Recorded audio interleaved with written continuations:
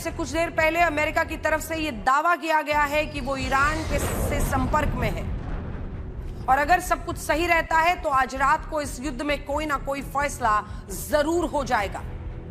तो अमेरिका एक तरफ यह दावा कर रहा है कि वो सीधा ईरान से संपर्क में है। आपको यकीन नहीं होगा कि आज पूरे 16 दिन हो चुके हैं जब अमेरिका और ईरान बातचीत को लेकर अलग अलग दावे कर रहे हैं और अब भी यह भी साफ नहीं है कि सच कौन बोल रहा है दोनों में से। राष्ट्रपति ट्रंप, उन्होंने अब से कुछ घंटे पहले ईरान को अब तक की सबसे बड़ी धमकी दी। उन्होंने कहा है कि आज रात को ईरान पूरी तरह खत्म हो जाएगा और वो ऐसा करना नहीं चाहते लेकिन शायद ऐसा हो जाएगा। यह राष्ट्रपति ट्रंप शायद ये बताने की कोशिश कर रहे हैं कि इन्होंने तो ईरान को डील करने का वक्त दिया था लेकिन ईरान ही नहीं माना और अब अमेरिका ईरान पर आज रात को सबसे बड़े हमले करने जा रहा है। मैं आपको पढ़कर बताती हूं कि डोनाल्ड ट्रंप ने क्या कहा है, इसीलिए मैं ट्वीट लेकर आई हूं। हालांकि देखिए अब डोनाल्ड ट्रंप सुबह में क्या लिखते हैं, शाम में क्या लिखते हैं। डोनाल्ड ट्रंप ने क्या लिखा है, ये पोस्ट अपने आप में ऐतिहासिक माना जाएगा क्योंकि उसकी पहली लाइन ही यही है कि a whole civilization will die tonight, यानी एक पूरी सभ्यता के अंत की रात है ये। Never to be bought back again, मतलब वो कभी वापस नहीं आएगा, हमेशा के लिए मिट जाएगा। मैं चाहता नहीं था, I don't want that to happen but it probably will. तो ये है डोनाल्ड ट्रंप का वो पोस्ट जिसको लेकर आज खूब चर्चा हो रही है क्योंकि इस पोस्ट के जरिए आप देख रहे हैं कि डोनाल्ड ट्रंप एक साफ संदेश दे रहे हैं। अब राष्ट्रपति ट्रंप ने ईरान को डील करने और स्ट्रेट ऑफ हॉर्मुज को खोलने के लिए जो डेडलाइंस दी हैं वो भारतीय समय अनुसार जानते हैं कब खत्म होगा, कल सुबह। जो लोग जल्दी जाग जाते हैं उनके लिए 5:30 बजे का वक्त और जो लोग लेट के जागते हैं उनके लिए कुछ देर बाद खबर समझ में आएगी। लेकिन देखिए इंतजार तो इसी बात का करना है कि क्या वाकई डोनाल्ड ट्रंप जो कह रहे हैं कुछ बड़ा करेंगे। हालांकि इस डेडलाइन के खत्म होने से पहले अमेरिका ने ईरान को ट्रेलर दिखाना शुरू कर दिया है। अमेरिका ने ईरान में 90 से ज्यादा ठिकानों पर आज हमले किए, 90 ठिकाने। इनमें ईरान के आर्थिक नस माने जाने वाले खार्ग आइलैंड पर भी सैन्य ठिकानों को निशाना बनाया गया है और ये हमले रात भर हुए हैं। अमेरिका का कहना है कि अभी उसने खार्ग आइलैंड के तेल भंडार को निशाना नहीं बनाया है लेकिन बहुत जल्द ऐसा भी किया जा सकता है। हमने खार्ग आइलैंड की आपको तस्वीरें दिखाई थी ना, आपको याद होगा ऑयल डिपोज है वहां पर और लगभग 90% ईरान का तेल यहीं से निकलता है। वहां पर हमले तो किए हैं लेकिन ऑयल डिपोज पर अभी हमले नहीं किए अमेरिका ने। 13 मार्च के बाद ये पहली बार है जब अमेरिका ने खार्ग आइलैंड पर हमले किए और इससे आप ये समझ सकते हैं कि इस बार शायद अमेरिका आर पार करना चाहता है और आज की रात ईरान के लिए बहुत भारी रात होगी। इससे पहले इजराइल डिफेंस फोर्स जो है IDF, जो सेना है इजराइल की, उसने फारसी भाषा में चेतावनी जारी की थी कि वो आज रात 11 बजे तक ईरान के रेल नेटवर्क, रेलवे स्टेशन और ट्रेन को निशाना बनाएगा और इस दौरान ईरान के लोग इन रेलवे स्टेशन से दूरी बनाकर रखें। और अब तक इजराइल ईरान के 8 पुलों को निशाना बना चुका है। तेहरान, कोम शहर जो उनका होली सिटी माना जाता है, कराच, तब्रीज और कशान, इन तमाम शहरों में उनके पुलों को सीधा निशाना बनाया गया है। इनमें कुछ पुल रेलवे के थे, कुछ पुल नदियों पर बने थे जिन्हें ईरान ने उड़ा दिया है क्योंकि इसका आरोप है कि इनका इस्तेमाल ईरान की सेना इस युद्ध में मिसाइल हमलों के लिए कर रही थी। इनमें रेलवे के जिन पुलों को निशाना बनाया गया उनमें जंजन से अमीनाबाद को जोड़ने वाला पुल भी शामिल था जिससे इन शहरों के बीच रेल सेवा पूरी तरह ठप हो गई। आप समझ रहे हैं, कम्युनिकेशन पर सीधा अटैक करना युद्ध में ऐसा एक बहुत बड़ा तरीका माना जाता है दुश्मन को ध्वस्त करने का। एक तरफ ईरान ये कह रहा है कि उसके सिविलियन इंफ्रास्ट्रक्चर पर हमले करना युद्ध अपराध है, दुनिया इस युद्ध अपराध पर चुप बैठी है। दूसरी तरफ यही ईरान खुद खाड़ी देशों में बड़ी बड़ी कंपनियों के दफ्तर, सिविलियन इंफ्रास्ट्रक्चर पर हमले कर रहा है। आज भी यूएई के शारजा में ईरान ने एक टेलीकम्युनिकेशंस कंपनी के दफ्तर पर मिसाइलें दागी। यह हमला शारजा के सेंट्रल रीजन में हुआ है जहां एक बिल्डिंग पर ईरान ने बैलिस्टिक मिसाइलें दागी। इस घटना में 2 पाकिस्तानी नागरिक घायल हुए जिन्हें अस्पताल ले जाया गया। यूएई के स्थानीय अधिकारियों ने कहा है कि ये उस कंपनी का दफ्तर था जो एक सैटेलाइट फोन नेटवर्क चलाती है। हालांकि ईरान का कहना है कि यह कंपनी सैन्य आपातकालीन रिमोट कम्युनिकेशन में अमेरिका को सैन्य सहयोग दे रही थी जिसकी वजह से उसने इसके दफ्तर पर बैलिस्टिक मिसाइल्स दागी। लेकिन हमारा सवाल यह है कि यहां अमेरिका और इजराइल भी तो यही कर रहे हैं। वो भी तो यही कहते हैं कि ईरान के नागरिक ढांचों पर हमले कर रहे हैं क्योंकि इनका इस्तेमाल युद्ध के लिए हो रहा है। पुल से फायर किया जा रहा है। ईरान पर इस विक्टिम कार्ड क्यों खेला जा रहा है, इसको लेकर इजराइल और अमेरिका हमलावर है। इस बीच तेहरान में इंडियन एम्बेसी ने अपने नागरिकों के लिए एक एडवाइजरी जारी कर दी है, जिसमें लोगों से यह कहा गया है कि वो अगले 48 घंटे तक जहां हैं वहीं रहें। ये बड़ी खबर है और हम भी आज तक के जरिए ये फिर से अपने दर्शकों को बताना चाहेंगे कि जितने भी भारतीय नागरिक ईरान में हैं वो अपने घर में रहें। इसमें यह भी लिखा है कि हो सके तो लोग घर के अंदर ही रहें, जहां कहीं भी पावर प्लांट्स हैं उन इलाकों से बिल्कुल ना जाएं। इससे पहले 23 फरवरी जब इंडियन एम्बेसी ने भारत के लोगों को तत्काल प्रभाव से ईरान छोड़ने की एडवाइजरी जारी की थी, तब इसके सिर्फ 4 दिन बाद 28 फरवरी को ईरान युद्ध शुरू हो गया था। और इससे आप ये समझ पाएंगे कि इस तरह की एडवाइजरी कितनी गंभीर होती है। अमेरिका और इजराइल इस वक्त ईरान में टारगेट फायरिंग कर रहे हैं, जिसे किसी भी युद्ध में सबसे खतरनाक माना जाता है। टारगेट फायरिंग का मतलब होता है जब एक पूरा देश अपने दुश्मनों के निशाने पर आ जाए। ऐसी स्थिति में सोच समझकर हमले किए जाते हैं और उन हमलों में नुकसान भी ज्यादा होता है।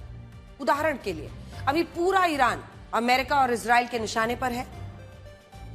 अगर आप इस नक्शे को देखेंगे तो ईरान क्षेत्रफल और जनसंख्या के मामले में दुनिया का 17वां सबसे बड़ा देश है। ईरान का कुल क्षेत्रफल 16,48,000 वर्ग किलोमीटर है, जबकि उसकी आबादी लगभग 9 करोड़ है। जब किसी देश में इतनी बड़ी आबादी रहती है तो वहां सिविलियन इंफ्रास्ट्रक्चर यानी नागरिकों से जुड़े ढांचे भी अच्छी खासी संख्या में होते हैं। और यही बात ईरान को अमेरिका और इजराइल की टारगेट फायरिंग के लिए आसान बना देती है। मैं आपको पूरी लिस्ट दिखाती हूं कि अमेरिका और इजराइल ईरान में कहां कहां हमले कर सकते हैं, ये हमले क्यों किए जाएंगे और इनमें ईरान को कितना बड़ा नुकसान होगा। पहले यह समझिए कि ये हमले क्यों किए जाएंगे। इसका बड़ा कारण यह है कि अमेरिका और इजराइल ईरान के सैन्य, मिसाइल और न्यूक्लियर ठिकानों पर पूरी ताकत के साथ हमले कर चुके हैं। पिछले 39 दिनों में जिन 13,000 ठिकानों पर अमेरिका और इजराइल ने बारूद बरसाया है, उनमें से ज्यादातर जगहों पर ईरान की सेना हो, आईआरजीसी, नौसेना, मिसाइल और न्यूक्लियर ठिकाने मौजूद थे। अब इनमें से जितने ठिकानों को नष्ट करना संभव था, उतने ठिकानों पर लगातार कई दिनों तक बमबारी हुई, जबकि जो ठिकाने जमीन की सतह से कई मीटर नीचे हैं, जहां बंकर बस्टर बॉम्ब्स पहुंच ही नहीं सकते, उन जगहों की एंट्री और एग्जिट पर बॉम्ब गिराकर छोड़ दिए गए। यहां से अमेरिका और इजराइल को यह समझ में आ गया था कि ईरान के अंडरग्राउंड ठिकानों पर और एयर स्ट्राइक करके अब कोई ज्यादा फायदा है ही नहीं।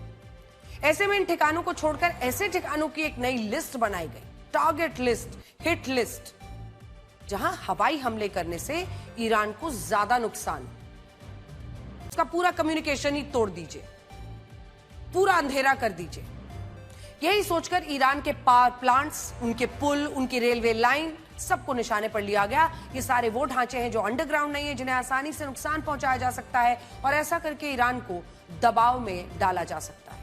आसान भाषा में कहें तो जब अमेरिका ईरान के अंडरग्राउंड ठिकानों पर बारूद बरसाता है तो इससे ईरान पर ज्यादा फर्क नहीं पड़ता, लेकिन जब ईरान के पुल, railway line, power plants, airport, इन पर बारूद बरसाने की धमकी मिलती है तो इससे ईरान पर दबाव पैदा होता है।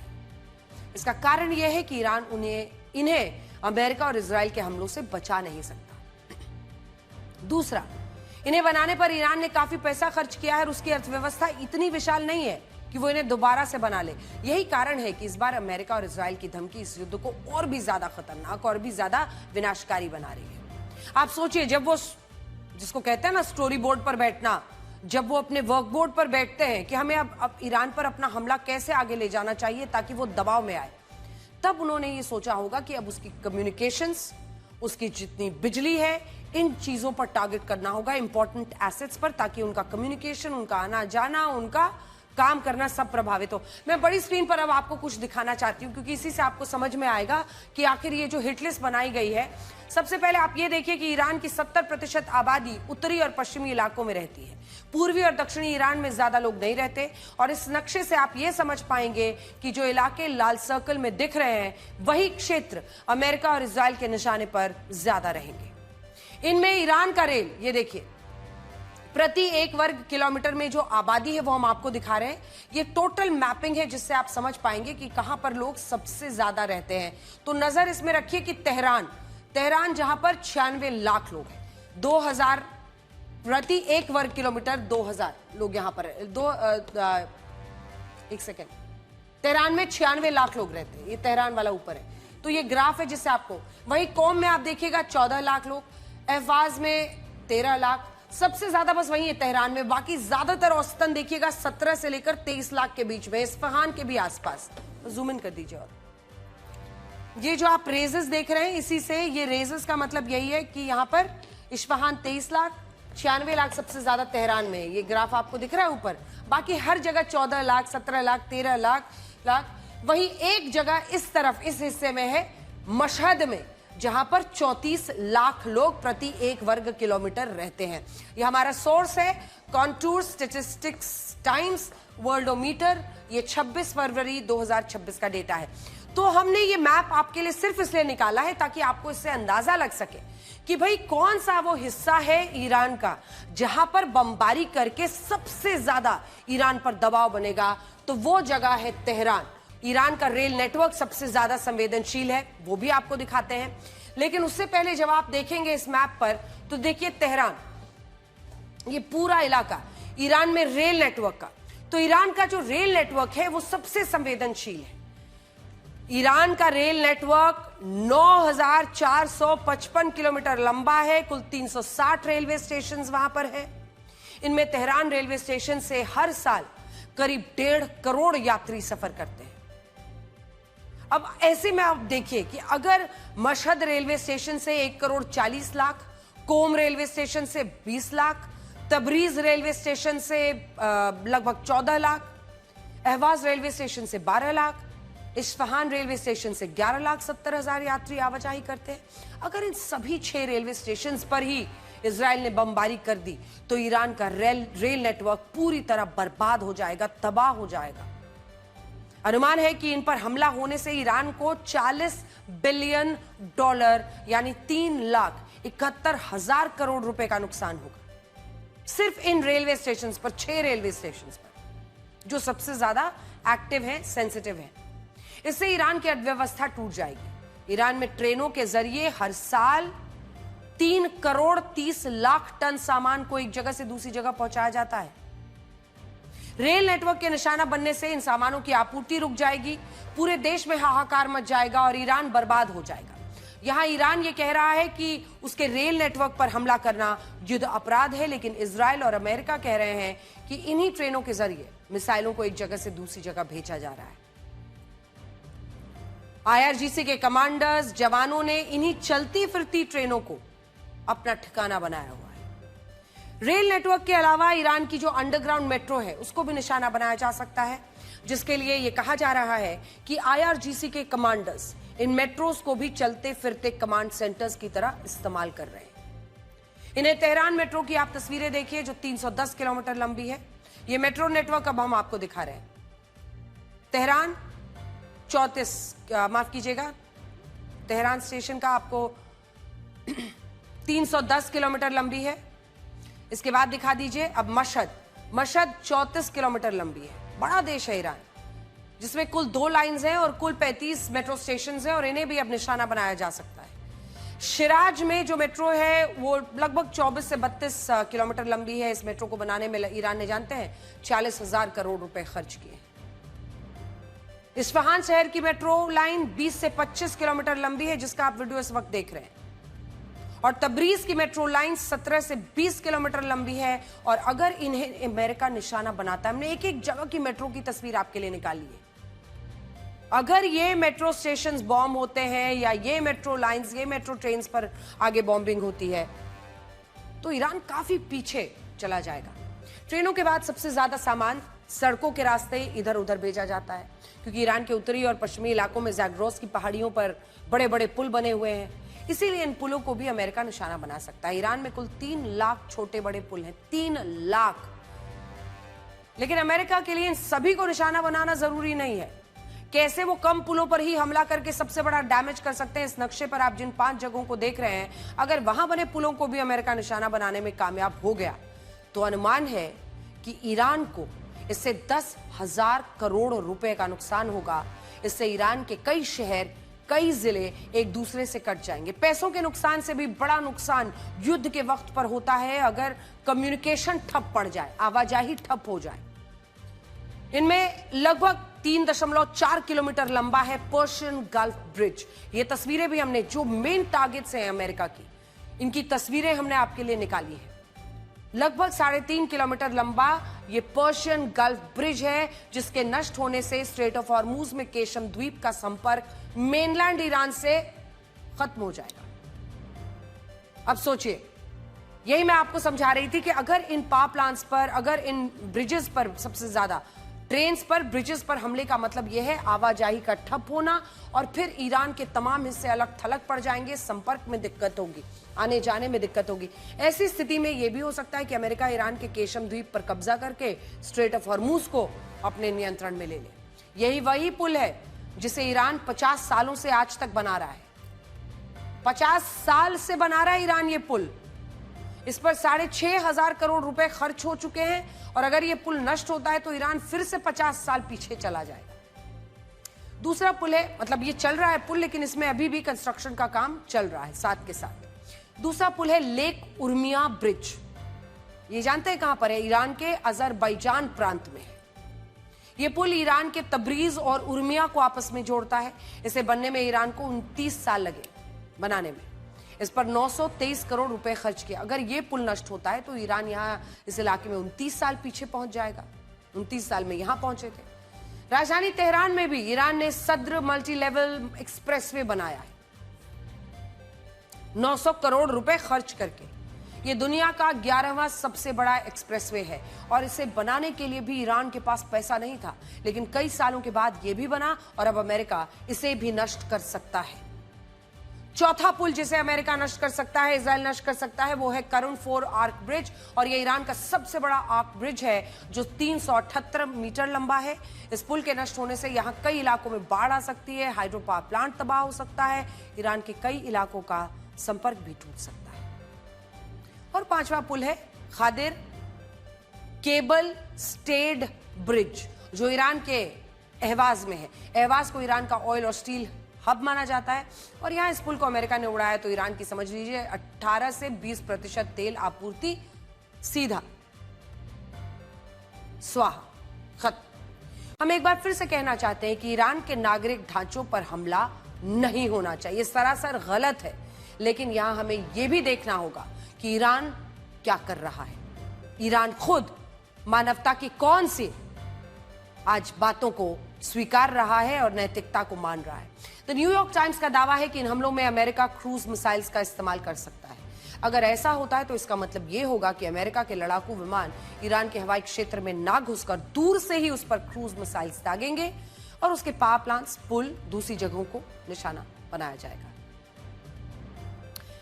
जिन क्रूज मिसाइल्स का अमेरिका इस्तेमाल कर सकता है उन्हें joint air to surface stand off missiles कहा जाता है।